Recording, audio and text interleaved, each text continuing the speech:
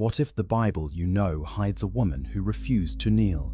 Genesis tells us that God created humanity in His image, male and female. He created them.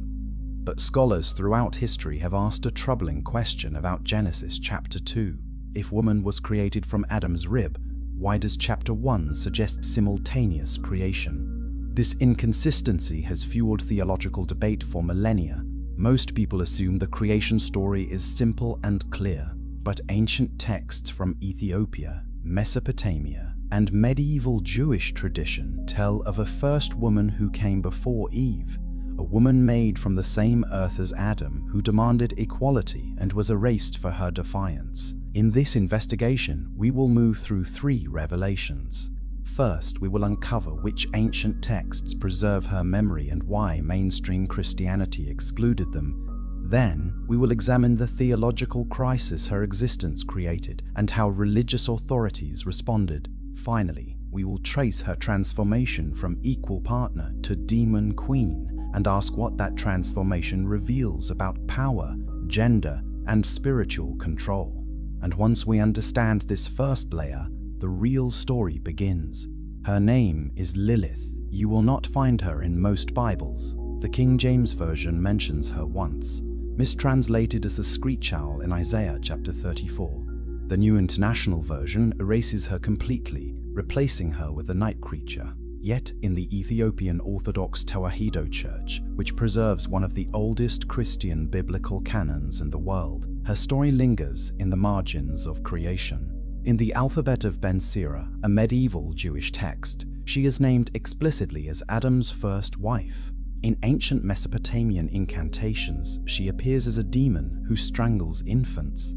In feminist theology, she has become an icon of resistance. The question is not whether Lilith existed as a historical figure. The question is why her story was suppressed, rewritten, and demonized across centuries of religious tradition. What made her so dangerous that scribes and church fathers worked to erase her from collective memory? Was it her refusal to submit? Was it her alliance with fallen angels? Or was it something deeper, something that threatened the very foundation of patriarchal theology? Scripture gives us hints. Genesis chapter 1 verse 27 states that God created mankind in His own image. In the image of God, He created them, male and female. He created them, male and female. He created them. This verse suggests simultaneous creation, equality in the act of divine formation. But Genesis chapter 2 tells a different story. Verse 7 says the Lord God formed man from the dust of the ground.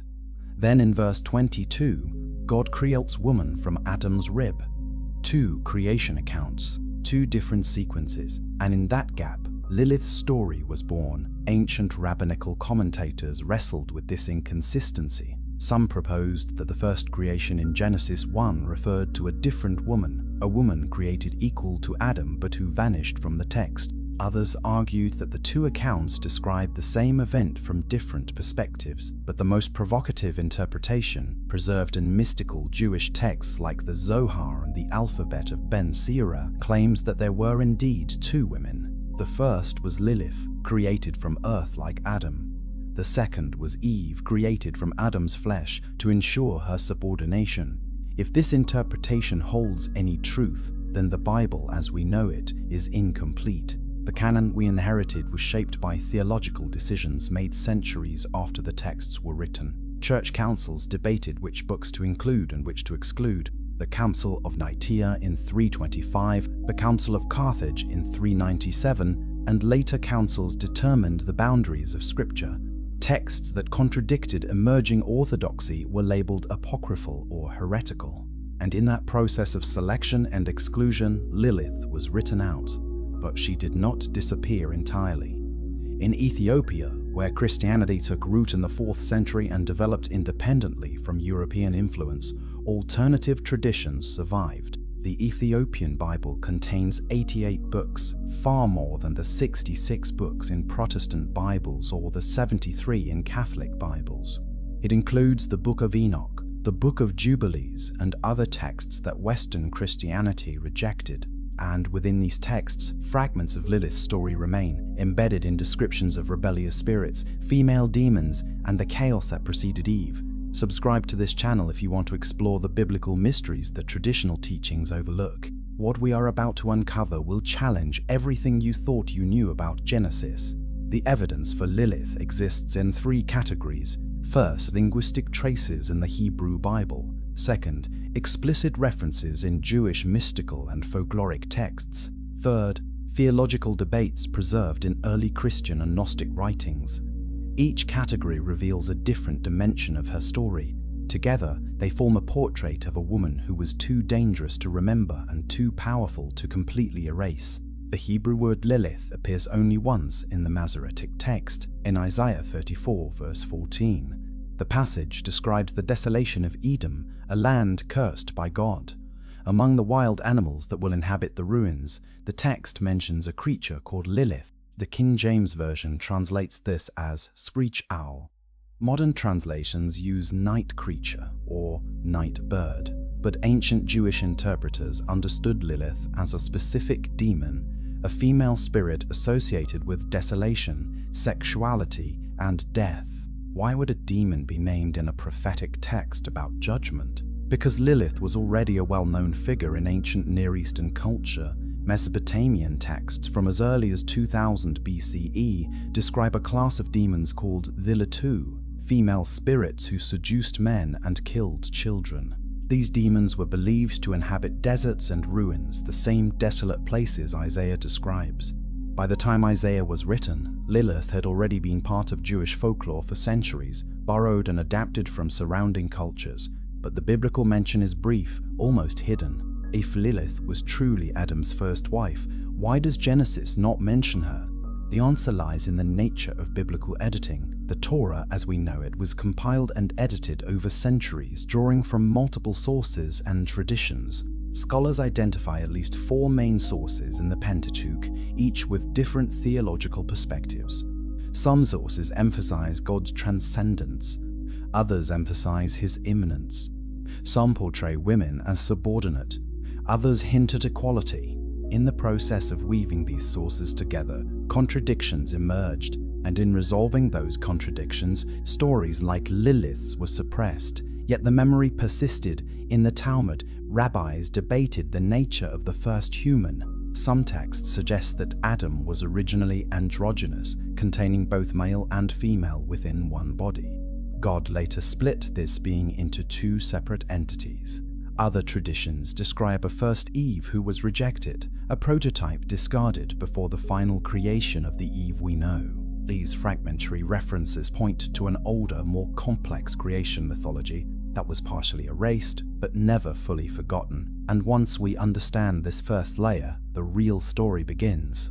Chapter 2: The Ethiopian Bible and the Oldest Christian Memory. Why does the Ethiopian Orthodox Church preserve texts that Rome and Constantinople rejected? The answer lies in geography, history, and theology. Ethiopia's form of Christianity developed in relative isolation from the theological battles that shaped European Christianity. While Western churches debated the nature of Christ and the authority of the Pope, Ethiopia maintained its own traditions, its own scriptures, and its own interpretations. The Ethiopian Bible, known as the Ge'ez Bible, is written in Ge'ez, an ancient Semitic language related to Hebrew and Arabic. It was translated from Greek and Hebrew sources between the 4th and 6th centuries, during a period when the biblical canon was still fluid. Unlike the Western Church, which finalized its canon relatively early, the Ethiopian Church continued to accept a broader range of texts as scripture. This openness preserved books that elsewhere were labeled deuterocanonical or apocryphal. Among these texts is the Book of Enoch, a Jewish apocalyptic work that dates to the 2nd century BCE. The Book of Enoch was widely read in early Christianity. The New Testament Epistle of Jude quotes it directly. Yet, by the 4th century, most Christian communities had stopped including it in their Bibles. Only in Ethiopia did it remain canonical, and within the Book of Enoch we find critical context for understanding Lilith. The Book of Enoch describes the fall of the Watchers, a group of angels who descended to earth took human women as wives and fathered the Nephilim. These giants were violent and corrupt, filling the earth with bloodshed.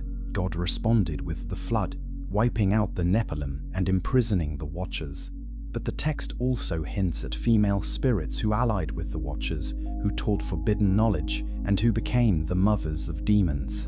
Although Lilith is not named explicitly in Enoch, the archetypes described match her legend perfectly. Jewish tradition identifies Lilith as the consort of Samael, the angel of death. In Kabbalistic texts, she is called the queen of demons, ruling over a host of evil spirits. These spirits are said to be her offspring, born from her unions with fallen angels. If the Book of Enoch describes the unions between Watchers and human women, it is logical to ask whether Lilith, as a being created equal to Adam, also played a role in these forbidden alliances. And if she did, her story becomes central to understanding the origin of evil in the world. The Ethiopian Bible also contains the Book of Jubilees, another text rejected by Western Christianity. Jubilees retells the story of Genesis with additional details and interpretations. It emphasizes the role of angels in human history and provides a chronological framework for creation. Within Jubilees, there are references to demons and unclean spirits that plague humanity. These spirits are said to be the disembodied souls of the Nephilim, the giants who died in the flood. If Lilith is the mother of demons, as Jewish folklore claims, then these spirits are her children, and the flood did not destroy her legacy. Like this video, if you are beginning to see how much has been hidden from the standard biblical narrative, the pieces are coming together. But the picture is far from complete. Ethiopia's theological independence allowed it to preserve these controversial texts, but it also allowed alternative interpretations of Genesis to survive. In Ethiopian Christian art and literature, there are depictions of female figures associated with chaos and rebellion. Some scholars argue that these figures are cultural echoes of Lilith, adapted and transformed but never fully erased. The Ethiopian Church does not teach Lilith as doctrine, but the themes she represents, female autonomy, rebellion against unjust authority, the consequences of defiance, are woven into the broader biblical narrative preserved in Ethiopia. Why does this matter? Because it demonstrates that the Bible we read today is not the only Bible Christians have used. Different communities, different cultures, and different theological traditions have preserved different texts and different interpretations. The idea of a single, unchanging, authoritative Bible is itself a historical construction, one that emerged through centuries of debate, conflict, and compromise. And in that process, voices like Lilith's were marginalized, but they were never completely silenced. Scholars of early Christianity have noted that Gnostic texts, which were declared heretical by the early church, also contain references to a rebellious first woman. In the Gnostic text known as the Hypostasis of the Archons, there is a figure called Noria, a daughter of Eve who resists the Archons, the corrupt rulers of the material world. Noria refuses to submit to them and calls upon the divine for deliverance. Some scholars see Noria as a Gnostic adaptation of Lilith, a symbol of spiritual resistance against oppressive authority. The Gnostics believe that the material world was created by a false god, the demiurge, and that humanity's true origin was spiritual, not physical. In this framework, submission to the demiurge's rules was spiritual slavery. Resistance, even rebellion, was a path to enlightenment. If Lilith refused to submit to Adam, from a Gnostic perspective, she was asserting her spiritual freedom, rejecting the false authority of the material order. This interpretation was deemed dangerous by Orthodox Christianity, which taught that obedience to God's established order was essential for salvation. The Ethiopian Bible, while not Gnostic, preserved enough textual diversity to allow questions like this to linger. It did not provide final answers about Lilith, but it left the door open for inquiry. And that openness is precisely what Western Christianity sought to close. Comment below if you have ever heard Lilith mentioned in church or in traditional Bible teaching. Most of you will answer no. And that silence is not accidental. It is the result of deliberate theological choices made over centuries. By the time the Bible reached the printing press, the canon was fixed. Martin Luther challenged the authority of the Catholic Church in the 16th century, but he did not challenge the boundaries of Scripture. The Protestant Reformation debated interpretation, not inclusion. The books that had been excluded centuries earlier remained excluded, and Lilith remained in the shadows, remembered only in folklore, mysticism, and the margins of ancient texts. But the Ethiopian Bible reminds us that there was a time when the canon was open, when the story of creation was still being told in multiple voices, and when a woman who refused to submit could still be remembered as part of the sacred narrative. Chapter 3. Creation's first equality and the refusal that changed everything. What does it mean to be created equal? Genesis chapter 1 verse 27 says that God created humanity in His image, male and female. He created them. The text uses the plural form, suggesting simultaneous creation. If we'll take this verse at face value, man and woman were created together from the same divine act with the same inherent dignity. There is no hierarchy implied. There is no subordination. There is only humanity reflecting the image of God.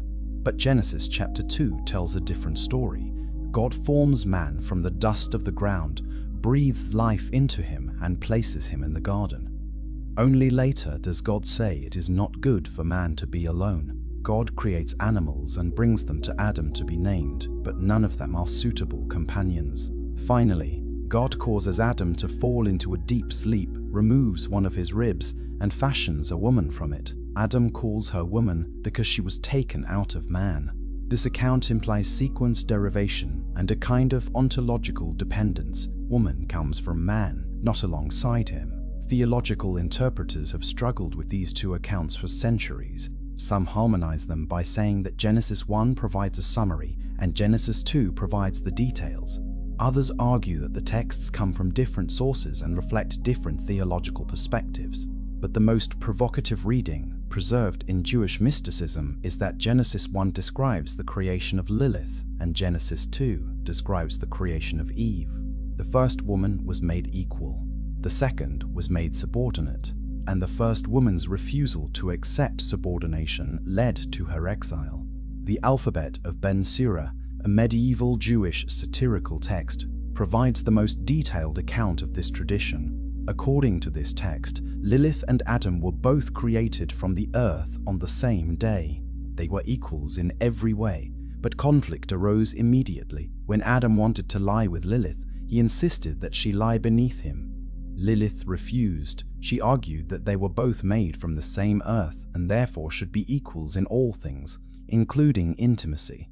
Adam insisted on his dominance. Lilith would not submit. In her anger, she spoke the ineffable name of God, a forbidden act, and flew away from Eden. This story is radical in its implications. It suggests that the original design for humanity was equality, not hierarchy.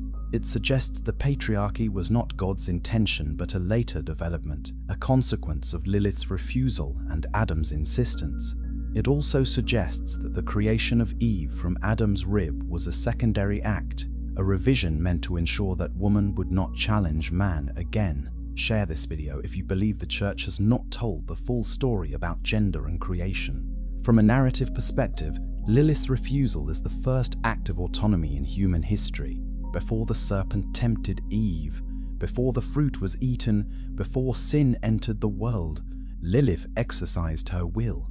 She chose freedom over submission. She chose exile over compromise, and for that choice she was demonized. The theological establishment could not allow this story to stand unchallenged. If Lilith was created equal and refused submission, then the doctrine of female subordination, which was foundational to ancient and medieval society, would be undermined. The Apostle Paul writes in 1 Corinthians chapter 11 that man is the image and glory of God, but woman is the glory of man. He argues that woman was made from man and for man, not the other way around. This teaching depends on the Genesis 2 account.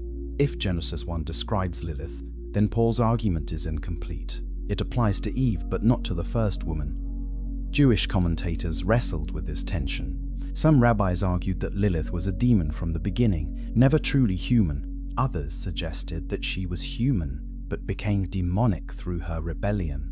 Still others claimed that the story was allegorical, a moral lesson about the dangers of pride and disobedience. But beneath these interpretations lies a deeper anxiety. If a woman can be created equal and choose to reject male authority, then male authority is not divinely ordained. It is negotiated, contested, and contingent. In traditional Christian theology, sin enters the world through Eve's disobedience in eating the forbidden fruit. But if Lilith refused submission before the fall, was her refusal sinful? Or was it an assertion of the equality God intended in Genesis 1? If it was sinful, then equality itself becomes suspect. If it was not sinful, then the entire framework of original sin and female guilt must be reconsidered. These are not abstract questions. They have shaped how women have been treated in religious communities for millennia.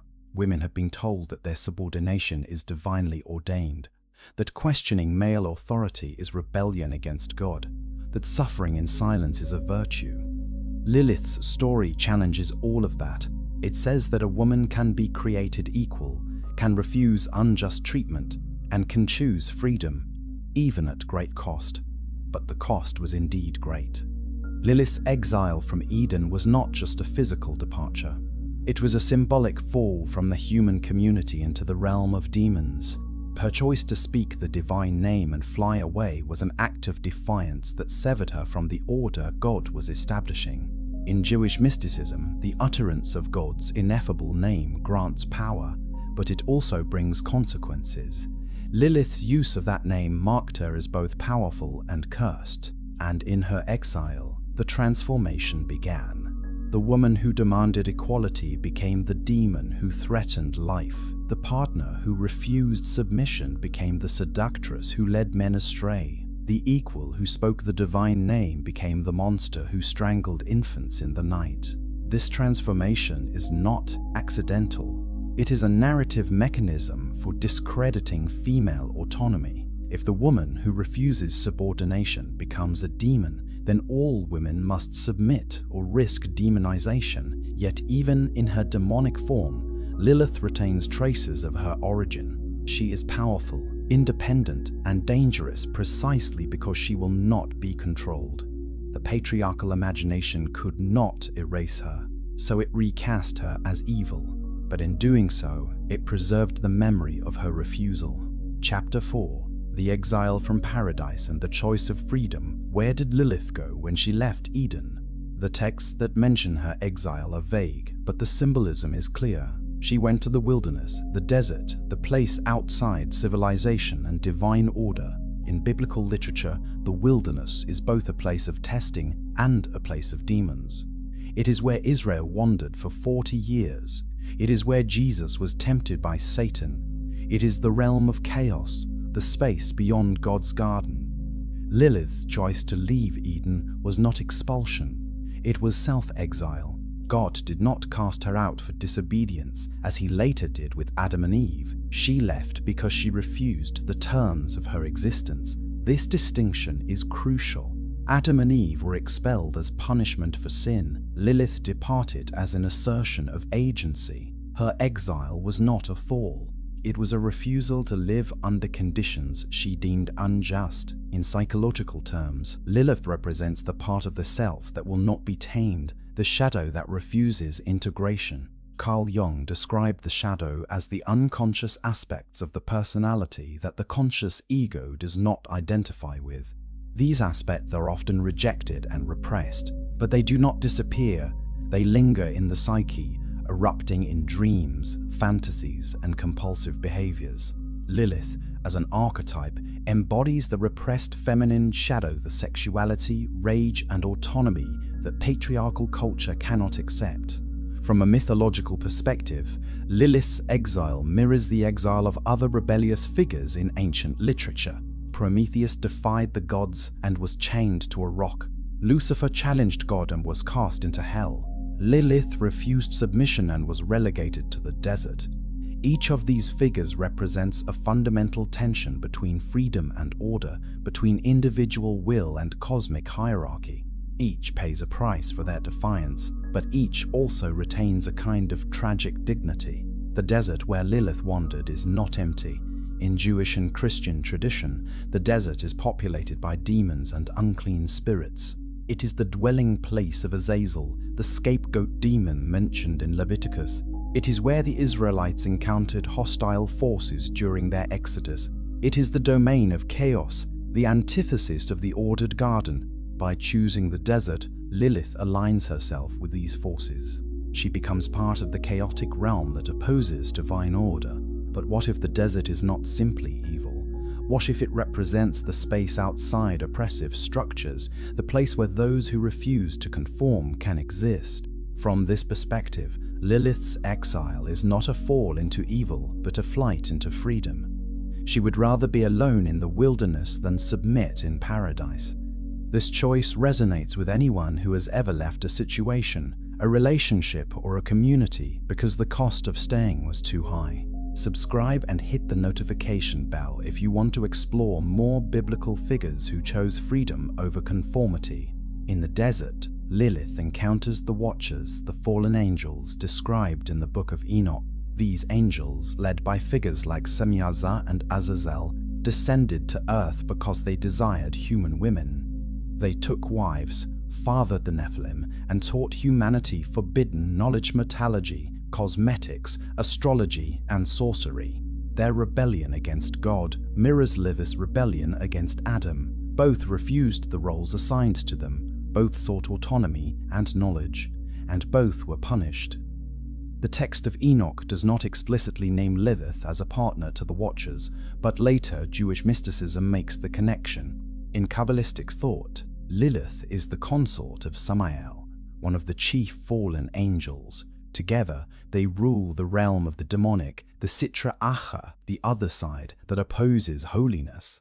This union is not portrayed as love, but as an alliance of rebellious forces. Lilith and Samael are partners in defiance, co-rulers of chaos. If Lilith allied with the Watchers, then her exile becomes even more significant. She did not simply withdraw from Eden. She joined forces with other beings who refused divine authority.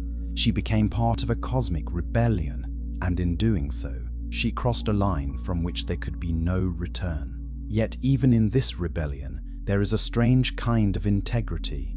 Lilith does not pretend to submit while secretly resenting her subjugation. She does not manipulate or deceive to get what she wants. She openly defies, accepts the consequences, and forges a new existence.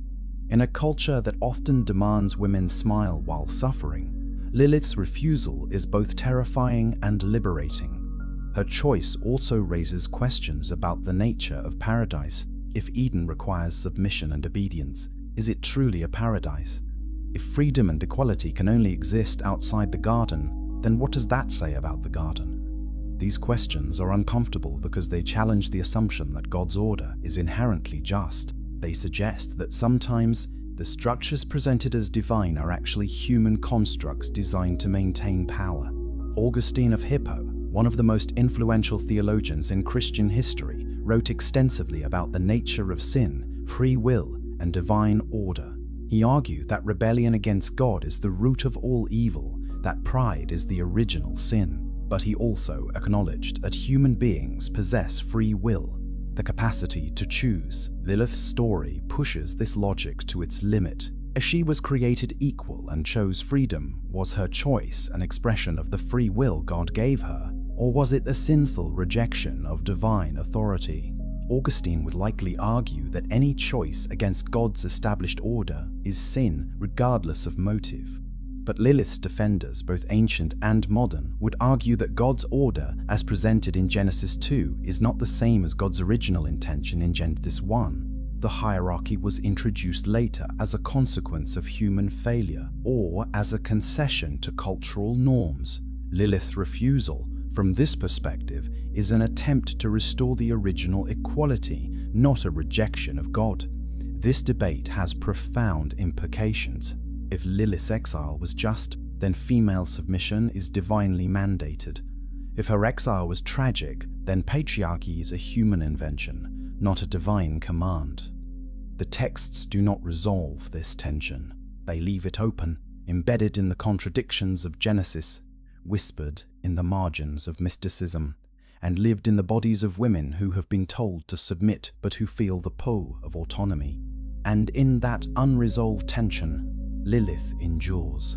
Chapter 5, The Desert, the Watchers, and the Birth of Giants, what happened when angels fell in love with mortals. Genesis chapter 6 verses 1 through 4 provides a crypt account. When human beings began to increase in number on the earth, and daughters were born to them, the sons of God saw that the daughters of humans were beautiful, and they married any of them they chose. Then the Lord said, "My spirit will not contend with humans forever, for they are mortal. Their days will be 120 years." The Nephilim were on the earth in those days, and also afterward, when the sons of God went to the daughters of humans and had children by them. They were the heroes of old, men of renown. This passage is brief, almost casual, yet it describes a cosmic catastrophe. The sons of God, understood by early Jewish interpreters as angels, descended to earth and took human wives. The offspring of these unions were the Nephilim, giants who filled the earth with violence. God responded with the flood, wiping out the Nephilim and most of humanity. The Book of Enoch expands this story dramatically. It names the leaders of the rebellion Semyaza, Azazel, Arakiel, and others, and describes how they conspired to descend together so that no one would bear the blame alone. They swore an oath on Mount Hermon and descended to the earth.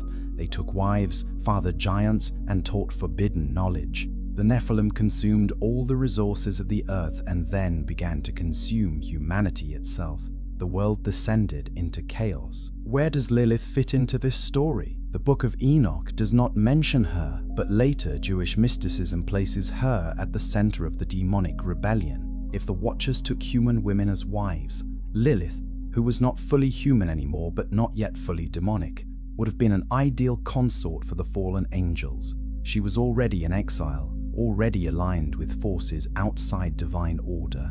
Her union with the Watchers would have been a natural alliance. Kabbalistic texts describe Lilith as the wife of Samael, the angel of death.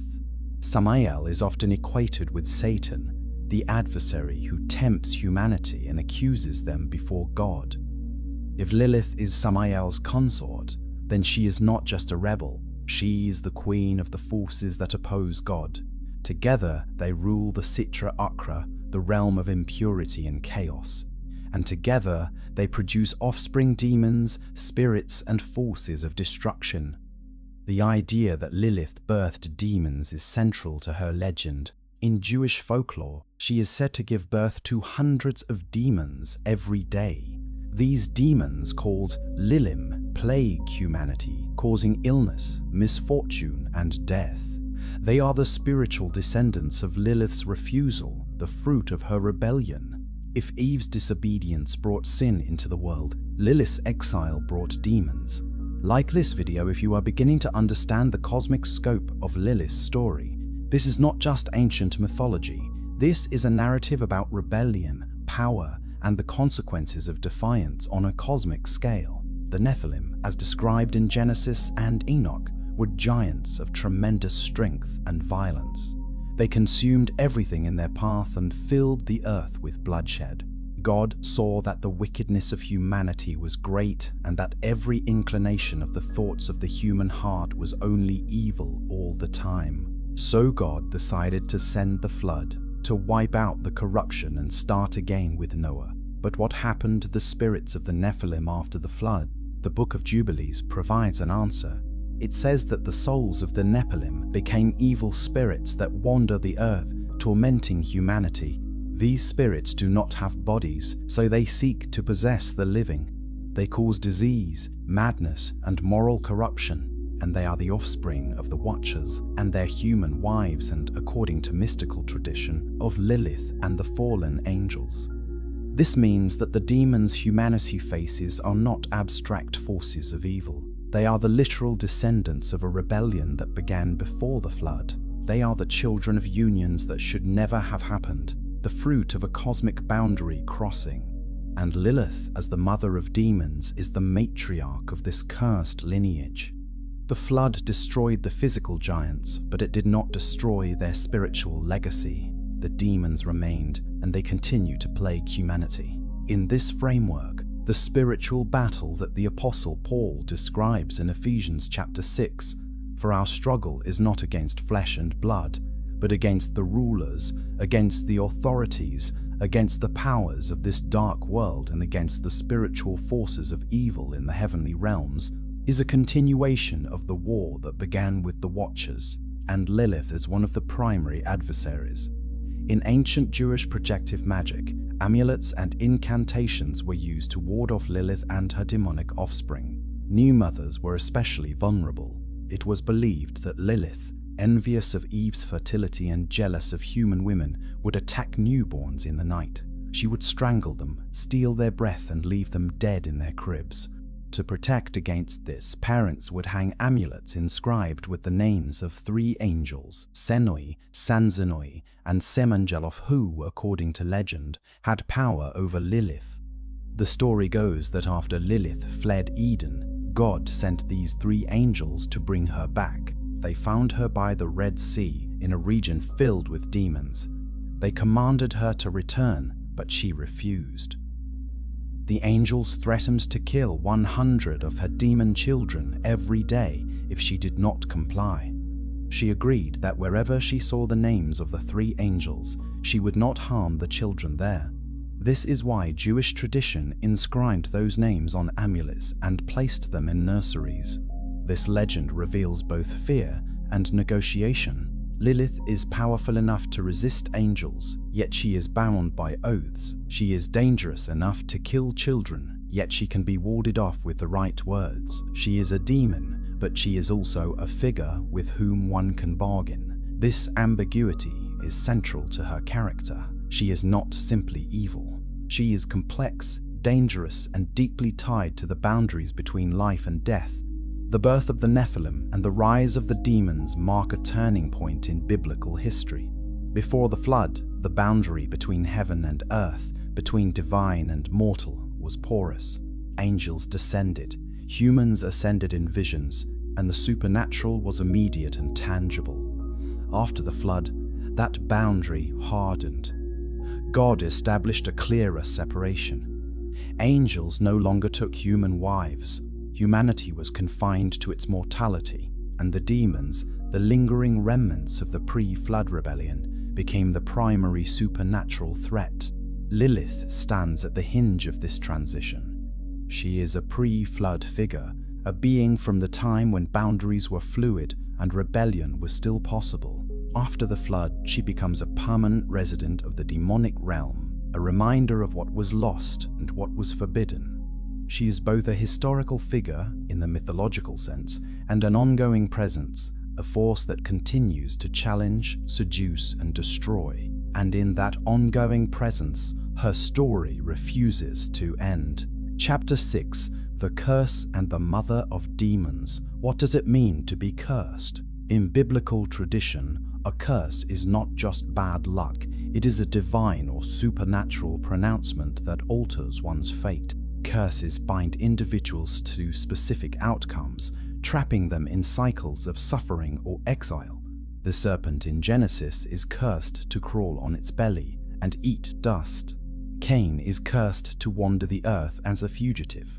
Canaan, the son of Ham, is cursed to be a servant. Each curse carries a permanent mark, a spiritual branding that defines the cursed one's existence. Lilith's curse is both explicit and implicit. Explicitly, Jewish tradition holds that she was cursed to lose 100 of her demon children every day, a consequence of her refusal to return to Eden. Implicitly, she was cursed to eternal exile, to exist outside the human community, and to be remembered only as a threat.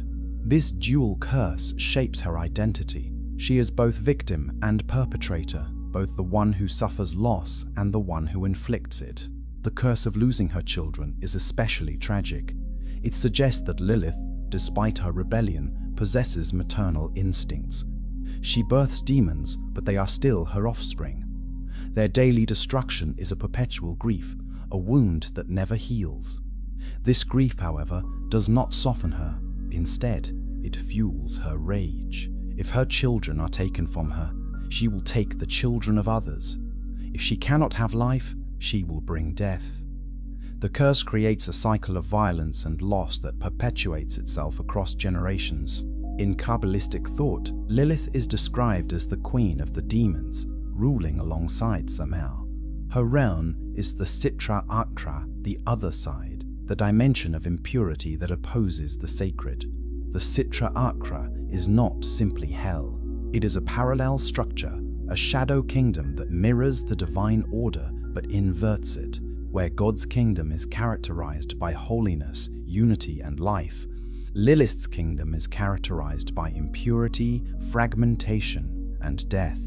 This shadow kingdom is populated by the demons. Lilith births. These demons are not merely malevolent spirits.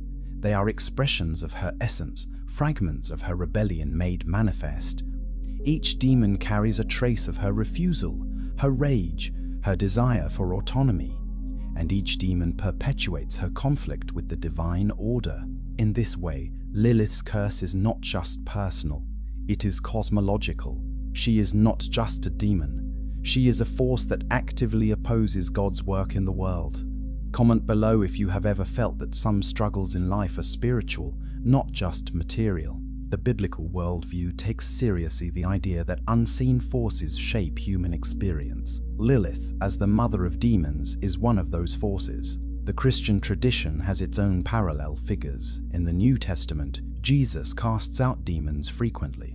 He encounters a man possessed by a legion of demons, spirits, so numerous they require a herd of pigs to contain them. He warns that when an unclean spirit is cast out, it wanders through dry places seeking rest, and if it finds none, it returns with 7 other spirits more evil than itself. The worldview of the New Testament assumes that demons are real, active, and dangerous. If Lilith is the mother of demons, then the spirits Jesus cast out may be her offspring.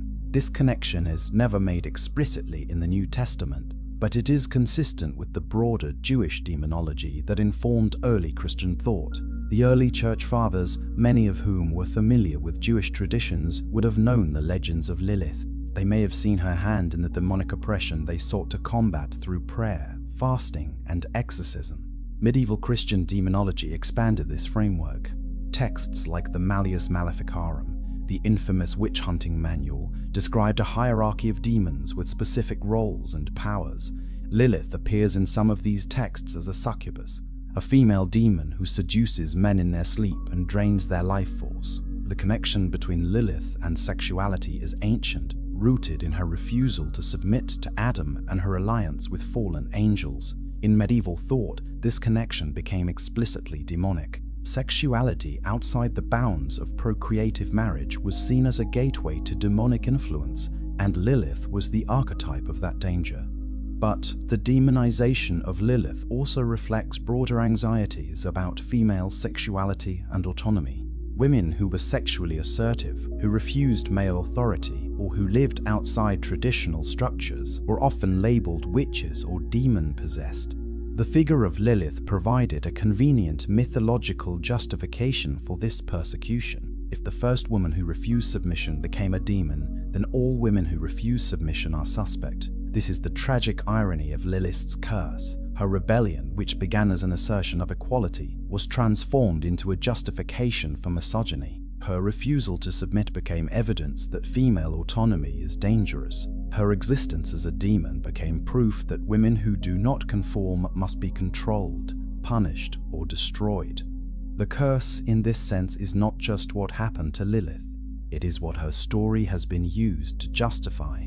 Yet the curse also preserves her memory. In trying to suppress Lilith, patriarchal theology kept her alive. Every amulet, every incantation, every warning about the dangers of female defiance is a reminder that Lilith existed, that she refused, and that her refusal could not be completely erased. The curse is also a testament. It says that there was once a woman who demanded equality, and though she was demonized, she was never forgotten. In modern psychology, the concept of the curse can be understood as internalized trauma. The stories we are told about ourselves, especially stories of shame and inadequacy, become curses that shape our behavior and self-perception. Women who internalize the message that their autonomy is dangerous, that their sexuality is shameful, that their voices are unwelcome, carry a version of Lilith's curse.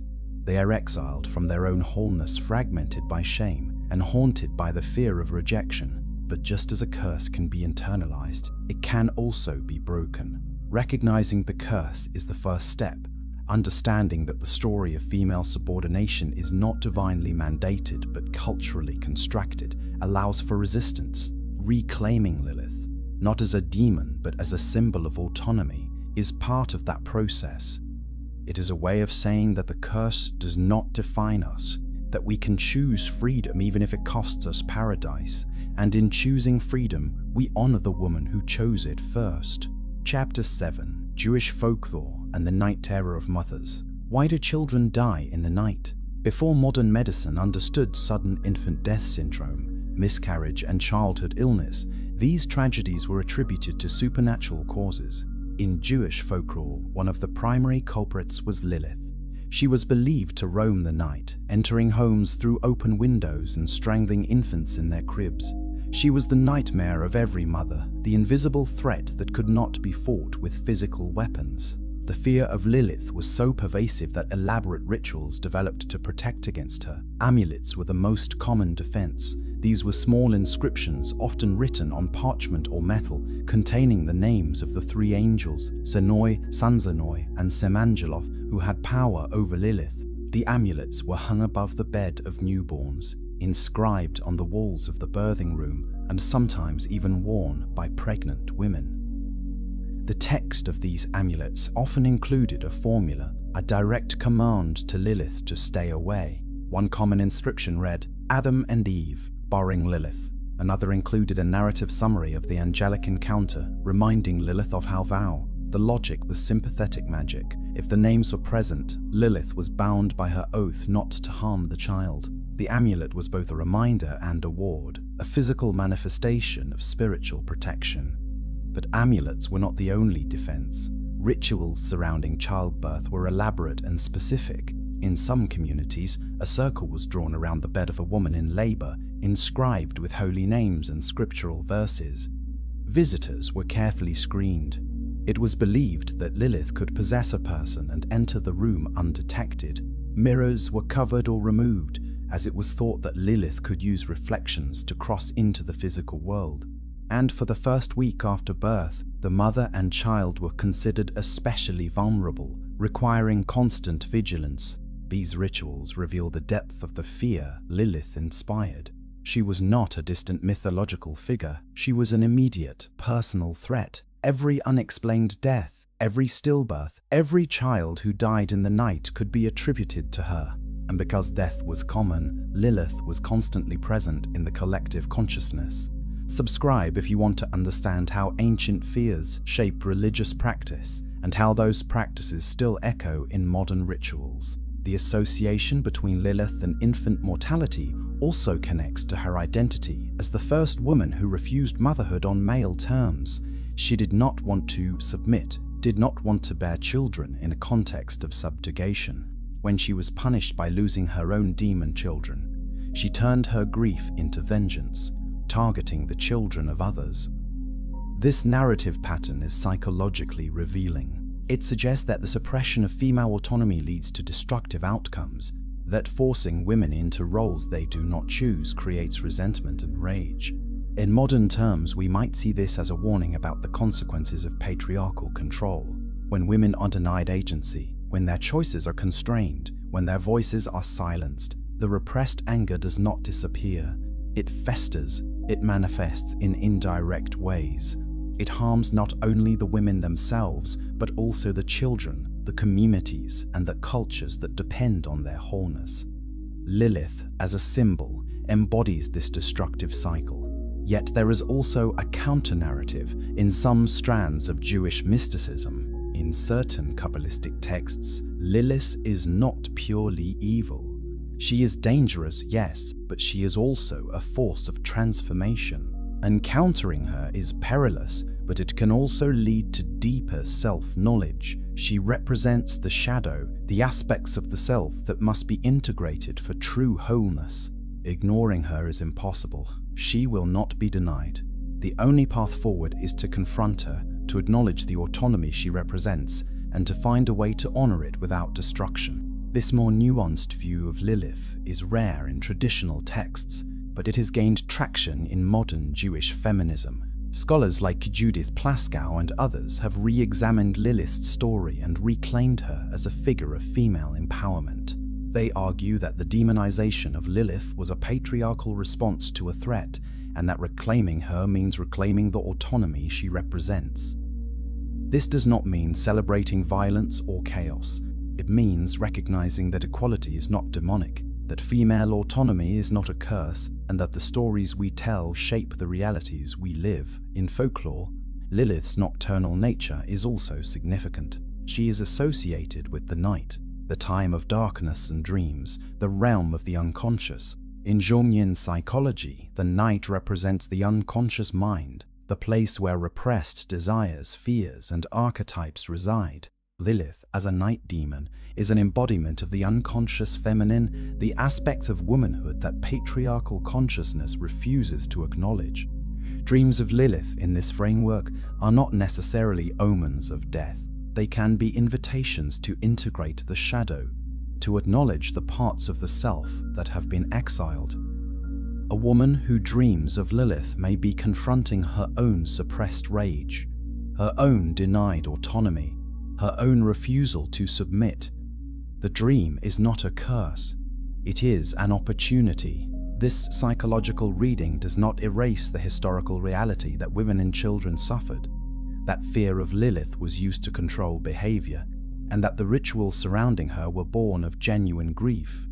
But it does offer a way forward. It suggests that Lilith's story, like all archetypal stories, can be reinterpreted, that its meaning is not fixed, and that each generation can find in it the truths they need. And in that reinterpretation, Lilith's terror becomes Lilith's power. The night she haunts is also the night where transformation happens. The fear she inspires is also the fear of becoming whole, and the curse she carries is also the curse of a world that fears female autonomy. Chapter 8, the screech owl in Isaiah and the hidden biblical traces. How do you hide a woman in plain sight? You call her a bird. Isaiah chapter 34 verse 14 describes the desolation that will come upon Edom as divine judgment. Among the wild animals that will inhabit the ruins, the Hebrew text names a creature called Lilith, but in most English translations, Lilith disappears. The King James Version calls her a screech owl. The New International Version uses night creature. The English Standard Version says night bird. The translators, whether by intention or tradition, erased her name. Why the inconsistency? Because the Hebrew word Lilith appears only once in the entire Masoretic text, and its meaning is ambiguous. Ancient Jewish interpreters understood it as a reference to a demon. The Septuagint, the Greek translation of the Hebrew Bible made in the 3rd century BCE, translates Lilith as Lamia, a Greek term for a female demon who devours children. The Latin Vulgate, translated by Jerome in the 4th century CE, uses Lamia as well. But by the time English translations emerged, the theological context had shifted. Protestant translators, seeking to distance themselves from Catholic and Jewish traditions, often chose naturalistic interpretations over supernatural ones. A demon became a bird. This erasure is not merely linguistic, it is theological. By removing Lilith's name, translators remove the direct biblical evidence for her existence. Readers who rely on English Bibles have no idea that the original Hebrew text names her. They do not know that ancient Jewish interpreters understood this verse as referring to a demon. They do not know that the text connects Lilith to desolation, darkness, and divine judgment. The translation becomes a tool of suppression, yet the trace remains. Scholars who read Hebrew know the truth. Jewish commentaries preserve the original interpretation, and those who dig beneath the surface of English translations discover that Lilith is there, hidden but not gone. Isaiah 34 is part of a larger prophetic oracle against Edom, a nation descended from Esau, Jacob's brother. God pronounces judgment on Edom for its violence and arrogance. The land will become a wasteland, inhabited only by wild animals and unclean spirits. Verses 11 through 15 describe this desolation in vivid detail. Owls and ravens will nest there, thorns and nettles will overgrow the palaces, jackals and hyenas will howl in the ruins, and Lilith will find a resting place. The inclusion of Lilith in this list is significant. She is grouped with animals and spirits of desolation, but she is also distinct. The animals are natural creatures. Lilith is supernatural creatures. Lilith is supernatural. Her presence marks the land as cursed, as a place where the boundary between the natural and the demonic has collapsed. This is the same role she plays in broader Jewish demonology. She inhabits the margins, the ruins, the places outside human order. Like and share this video if you believe the Bible contains hidden layers that most people never discover. The fact that Lilith is mentioned in a prophetic text also suggests that her legend was already well established by the time Isaiah was written, likely in the 8th century BCE. She was not invented by medieval rabbis. She was part of the ancient Israelite cultural imagination, borrowed and adapted from surrounding Mesopotamian traditions. The Israelites knew of the Lilith demons, the Sumerian and Akkadian spirits who haunted the night. By the time these stories entered Jewish tradition, Lilith had become a distinct figure associated with specific myths and fears. The verse in Isaiah does not tell Lilith's full story, but it confirms her existence within the biblical worldview. She is real enough to be named. She is dangerous enough to symbolize desolation, and she is enduring enough to outlast empires. Edom fell, but Lilith remains. This single verse has become the focal point for those seeking to prove or disprove Lilith's biblical legitimacy. Skeptics argue that one mention of a demon in a poetic oracle does not constitute a full narrative. Defenders argue that the mention, combined with extra-biblical texts and traditions, provides enough evidence to reconstruct her story. The debate is ultimately unresolvable because the biblical text is fragmentary. It hints, suggests, and alludes, but it does not explain. Yet fragments can be powerful. They force us to ask questions. They compel us to look beyond the surface. They remind us that the Bible is not a self-contained, transparent document. It is a collection of texts written over centuries, shaped by multiple authors, communities, and theological perspectives. It is embedded in a larger cultural context, drawing on myths, legends, and traditions that existed before and alongside it. Lilith is part of that context. She is one of the threads that, when pulled, reveals the complexity of the biblical tapestry. In Jewish mystical interpretation, the mention of Lilith in Isaiah is seen as a veiled reference to deeper truths. The Zohar, the central text of Kabbalah, interprets biblical verses on multiple levels. The literal level, the Peshat, is only the beginning. Beneath it lie the Remes, the hint, the Derash, the interpretation, and the Sod, the secret. Lilith exists on all these levels. Literally, she is a demon in a prophetic text. As a hint, she points to the suppressed story of the first woman. Interpretively, she represents the shadow side of creation, and secretly, she embodies the uncontrollable feminine that must be acknowledged for spiritual wholeness. This multi-layered reading allows Lilith to be more than a footnote. She becomes a key to understanding the biblical text's complexity and the theological struggles embedded within it. She is not just a demon mentioned once. She is a figure whose story threads through creation, fall, rebellion, exile, and judgment. And her story, though fragmented, is as essential as the stories of Adam, Eve, and the serpent. Modern biblical scholarship approaches Lilith differently. Rather than seeking to prove or disprove her existence, scholars examine her function within the texts and traditions that preserve her memory. They ask what role she plays in the communities that tell her story. They analyze the gender dynamics her legend reveals. They explore how her demonization reflects broader anxieties about female autonomy, sexuality, and power. This approach does not settle the question of whether Lilith really existed, but it reveals why her story matters. And that is perhaps the most important insight. Lilith matters not because she is a historical figure, but because she is a powerful symbol. She represents the woman who refuses, the autonomy that cannot be controlled, the shadow that will not stay hidden. And as long as those realities exist, Lilith will endure. Chapter 9. Eve's submission and the rewriting of creation. What happened after Lilith left? According to Genesis chapter 2, God saw that Adam was alone and decided to create a suitable helper for him. But this time, the method was different. God did not form woman from the earth, as he had formed Adam, and, according to mystical tradition, Lilith. Instead, God caused Adam to fall into a deep sleep, took one of his ribs, and fashioned woman from it. When Adam awoke and saw her, he said, "This is now bone of my bones and flesh of my flesh. She shall be called woman, for she was taken out of man." This account is fundamentally different from the creation described in Genesis 1. Eve is not created equal. She is derived from Adam. She is, in a literal sense, part of him.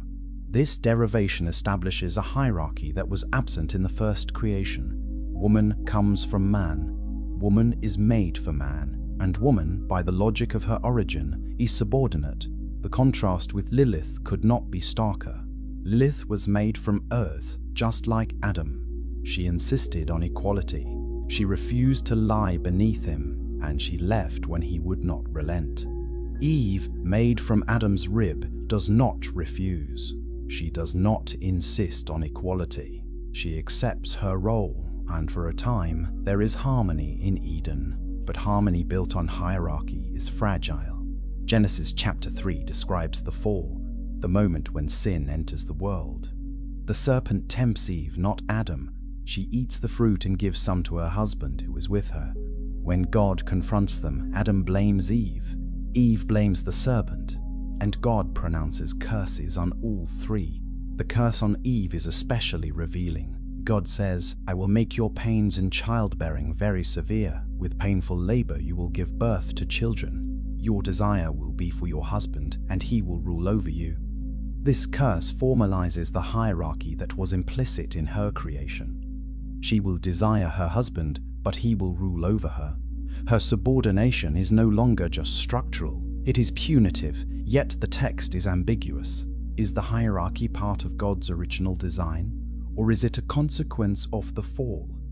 If Eve's subordination is a curse, then it is not God's ideal.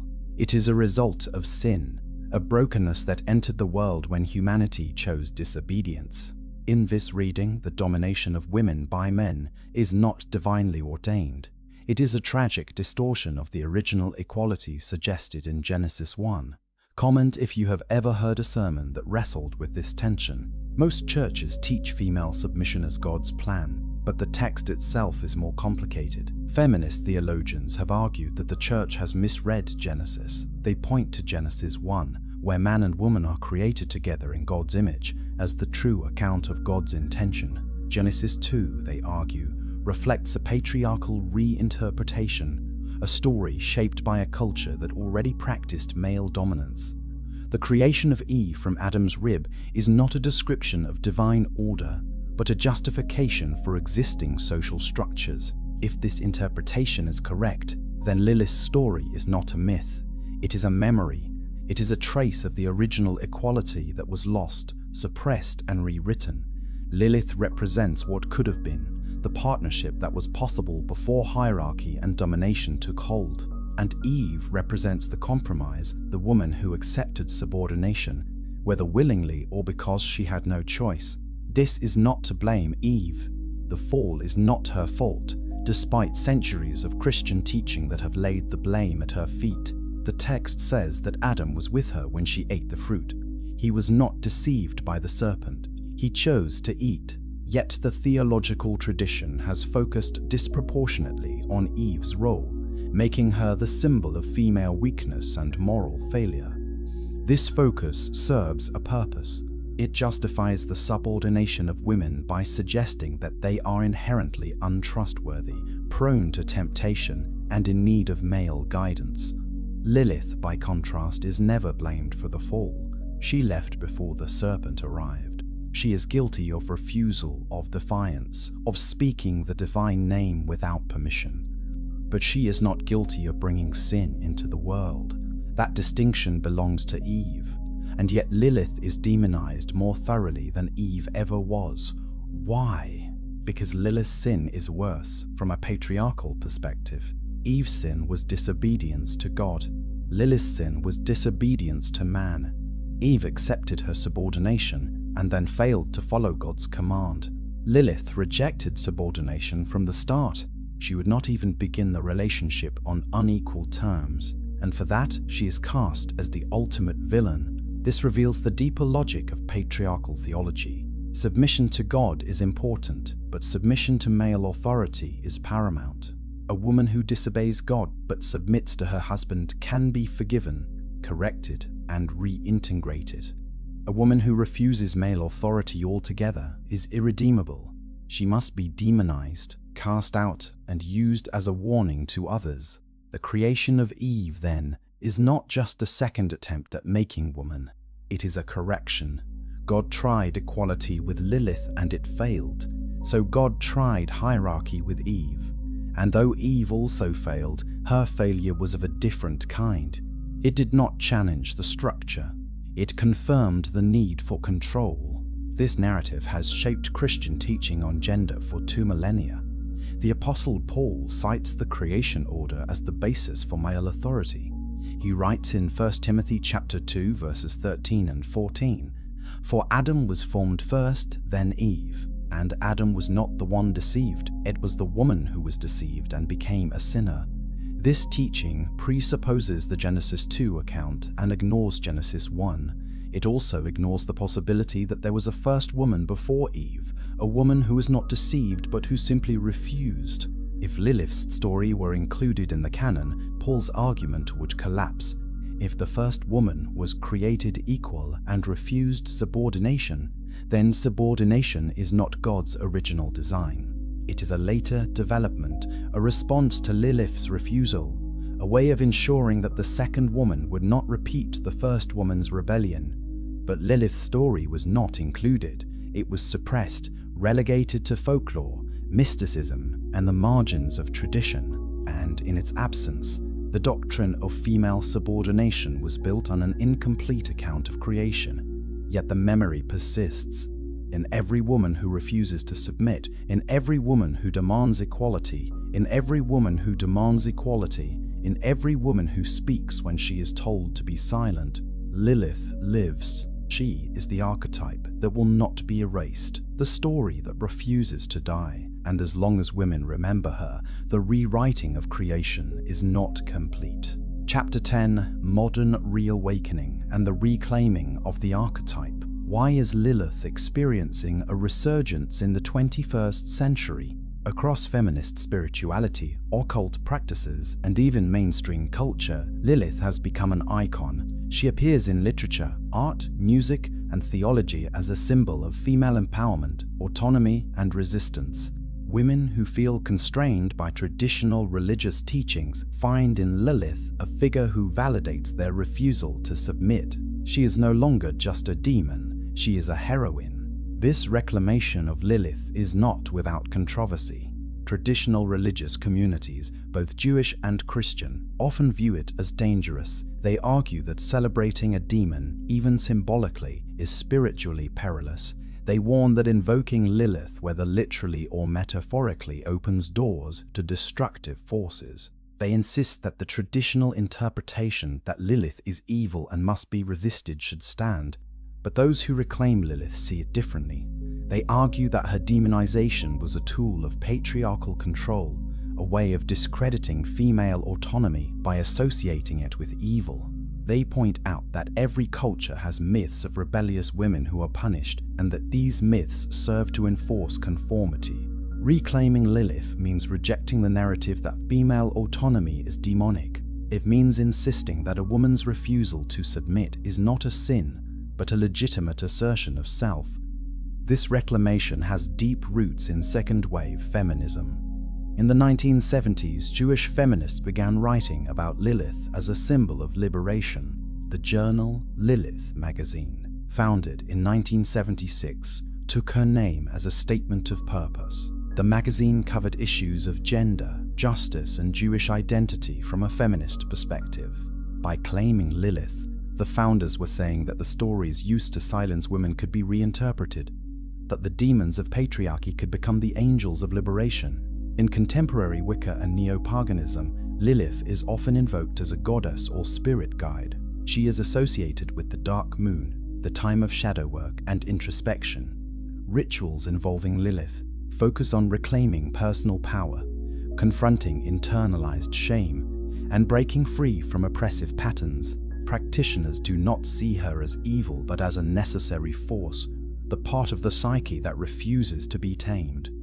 This spiritual use of Lilith is controversial even within neo-pagan communities. Some practitioners argue that invoking a demon, regardless of intent, is dangerous.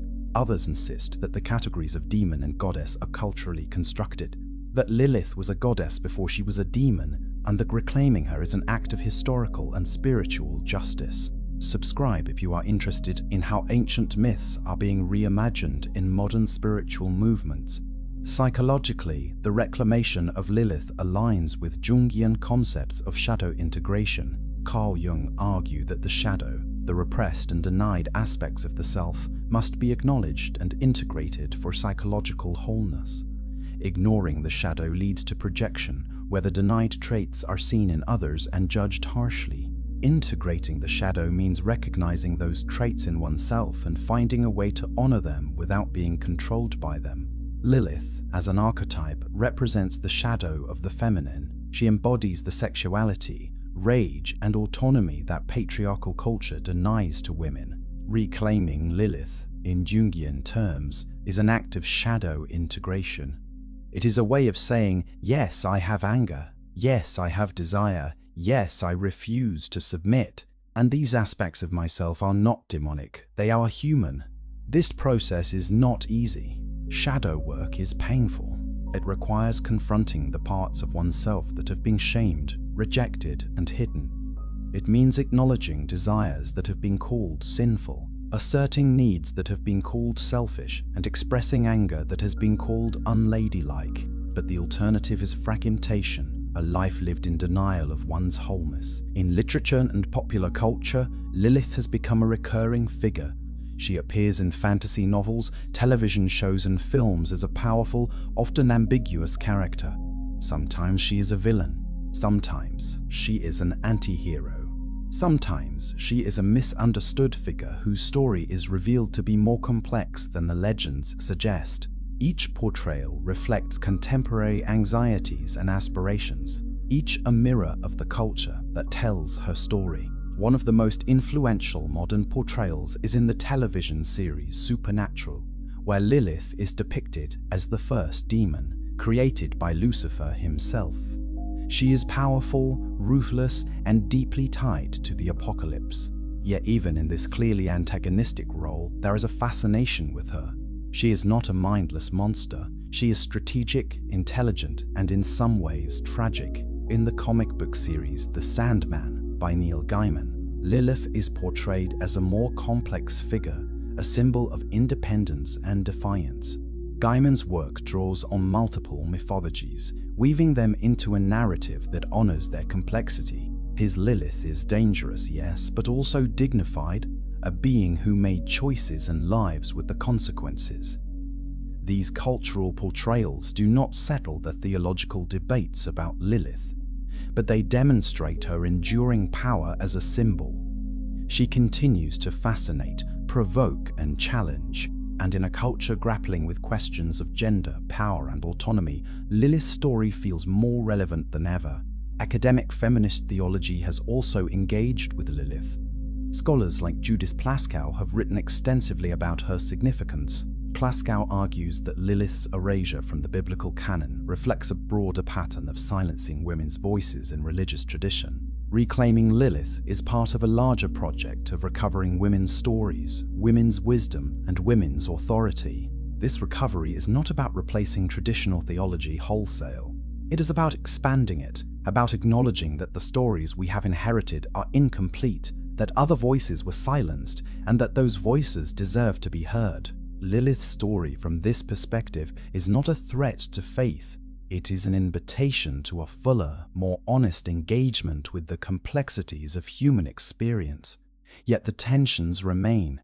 Can a figure traditionally understood as demonic be reclaimed without spiritual risk? Can the stories used to oppress be transformed into tools of liberation? Or does reclaiming Lilith mean rejecting the religious traditions that demonized her? These are not easy questions. They require wrestling with scripture, tradition, and personal experience. They demand honesty about the ways religious teachings have been used to control and harm, and they invite a reimagining of what faith can be when it is freed from the need to dominate. Lilith's modern reawakening is, in many ways, a mirror of broader cultural shifts. As conversations about gender equality, consent, and autonomy become more urgent, Lilith's story resonates. She is the woman who said no. She is the woman who left rather than submit. She is the woman who paid a terrible price for her freedom and has been remembered despite every effort to erase her. And in remembering her, we are invited to ask, what are we willing to refuse? What are we willing to leave behind? And what does it cost to be free? Chapter 11, The Shadow We Fear and the Freedom We Seek. What is it about Lilith that we cannot forget? Why, after millennia of suppression, demonization, and erasure, does her story still resonate? The answer lies not in history, but in the human psyche. Lilith is not just a figure from ancient texts. She is an archetype, a symbol of the parts of ourselves we fear most and need most. She is the refusal. She is the no that patriarchy cannot tolerate. She is the autonomy that structures of control seek to suppress. And she is the shadow that, no matter how deeply it is buried, eventually resurfaces. In psychological terms, the shadow is inevitable. It is the collection of traits, desires, and impulses that consciousness rejects. These rejected parts do not disappear. They accumulate in the unconscious, where they influence behavior in ways we do not recognize. They emerge in dreams, in slips of the tongue, in compulsive patterns, and they demand integration. Lilith, as the archetypal shadow, demands the same. She will not be ignored. She will not be silenced. And she will not submit. Encountering her, whether in myth, dream, or in a work, is an encounter with the parts of oneself that have been denied. For women, this often means confronting the anger, the desire, the ambition, and the refusal that culture has labeled unacceptable. For men, it means confronting the fear of female autonomy, the anxiety about loss of control, and the internalized belief that domination is necessary. The spiritual dimension of Lilith is equally profound. In mystical traditions, encountering the shadow is a necessary stage of spiritual development. The mystics speak of the dark night of the soul, the period of desolation and doubt that precedes enlightenment. Lilith, as the queen of the night, embodies this darkness. She is the threshold one must cross to reach deeper truth, but crossing that threshold is dangerous. It requires facing what has been hidden, acknowledging what has been denied, and integrating what has been rejected. It is a death of sorts, a death of the false self, the persona constructed to meet external expectations. And in that death, something new can be born. This is why invoking Lilith, whether literally in ritual or metaphorically in inner work, is not for the faint of heart. It is an invitation to transformation, and transformation is painful. It strips away illusions, it exposes wounds, it demands honesty, but it also offers the possibility of wholeness, of becoming fully oneself, of living in alignment with one's deepest truth. Share this video with someone who needs to hear that their refusal is not a sin, that their autonomy is not demonic, and that their wholeness is worth pursuing. The fear of Lilith is, ultimately, the fear of freedom. True freedom is terrifying because it comes without guarantees.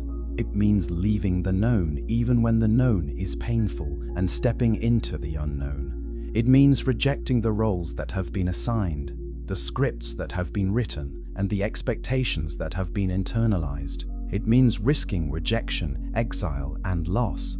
Lilith chose that risk. She left Eden knowing she would be demonized, knowing she would lose her place in the human community, knowing she would be remembered as a monster. But she chose it because the alternative submission on terms she found unjust was worse. This choice is the heart of her story, and it is the choice every person faces in some form. Do we accept the roles we are given, even when they constrain us? Do we submit to unjust authority because the cost of resistance is too high? Or do we refuse, leave, and forge our own path, knowing the price will be steep? The biblical narrative, as traditionally told, answers this question clearly. Submission is virtue, obedience is righteousness, refusal is sin. But Lilith's story, preserved in the margins, offers a different answer. Refusal can be integrity, disobedience can be self-respect, and exile can be freedom. This is not a call to chaos. It is not a celebration of destructive rebellion for its own sake. It is a recognition that structures of power, even those presented as divinely ordained, are human constructs. They can be questioned, they can be resisted, and they can be changed. Lilith's transformation from equal partner to demon queen is a cautionary tale, but not in the way traditional theology intends. It is not a warning against female autonomy. It is a warning about what happens when autonomy is suppressed, when equality is denied, and when those who refuse to submit are demonized. The demons we create are often the voices we refuse to hear, the needs we refuse to meet, and the people we refuse to see as fully human. Reclaiming Lilith, then, is not just about gender. It is about power, about who gets to tell the story, and about what happens to those who challenge the dominant narrative. It is about recognizing that the categories of good and evil, angel and demon, are not fixed. They are shaped by the perspectives of those in power. In the end, Lilith's story asks a simple but profound question. What are you willing to risk for your freedom? She answered that question by leaving paradise. She chose exile over subjugation. And though she was demonized, she was never erased. Her story endures because the struggle she represents endures. In every generation, there are those who refuse, who choose freedom despite the cost. And in every generation, those voices are marginalized, suppressed, or demonized. But they are never fully silenced. Lilith is the reminder that the shadow cannot be permanently hidden, but autonomy cannot be permanently denied, and that the stories used to control us can be rewritten. She is the woman who refused to kneel, and her refusal echoes through history, waiting for those brave enough to hear it and claim it as their own. The woman written out of Scripture was never truly gone. She was waiting in the desert, in the night, in the margins of ancient texts. She was waiting for a time when her story could be told again, not as a warning but as an invitation to wholeness, an invitation to freedom, an invitation to refuse the structures that deny our humanity and to embrace the full complexity of who we are. And once we hear that invitation, the real story begins.